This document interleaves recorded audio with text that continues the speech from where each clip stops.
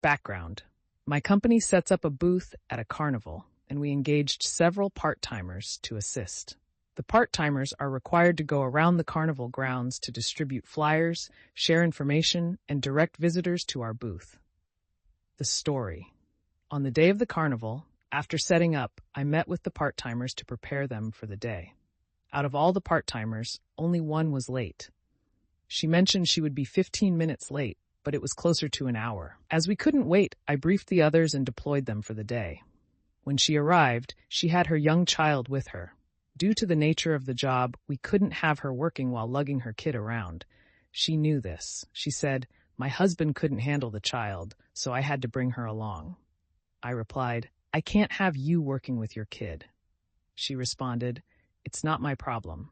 If you don't like it, get someone to watch over her."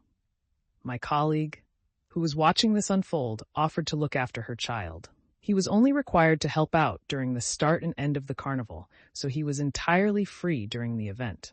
I thought it was all right since he was available. He said, "I can watch over her, get her some food, watch some shows, play some games, but you'll need to pay me." She replied, "Whatever, but I'm not paying you for your time, only for the child." He grinned and said, "Sure." I was flabbergasted. He told me not to worry. He had a plan. Once she started working, he took her child systematically through every single booth throughout the entire carnival. It was the child's dream come true, and I believe her best day ever. Whatever she wanted to eat, he bought. She saw many shows and won several prizes. Since he had a staff pass, he didn't need to pay for the shows, only for the child. At the end of the carnival, when we were clocking the hours worked, she had the nerve to insist on being paid in full, even though she was late for almost an hour. She claimed that due to various reasons, mainly her child, she would have been early.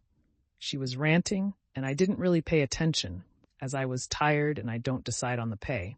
But it was about how I would never understand since I don't have kids, and how she deserved it because she was a mother.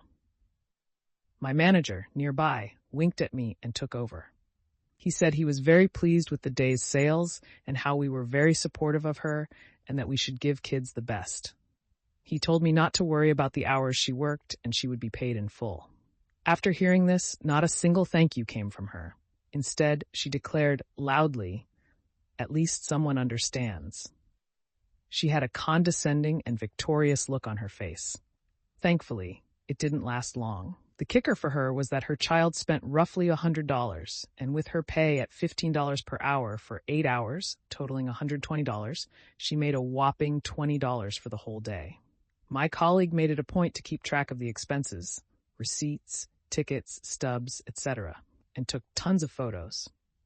Of course, she threw a fit, but with the amount of evidence and her daughter vouching for all the fun she had no case except to yell, "I'm not paying for this!" She grabbed her daughter and stormed off. We look forward to payday when we issue her a check for $20, after subtracting the amount her daughter spent.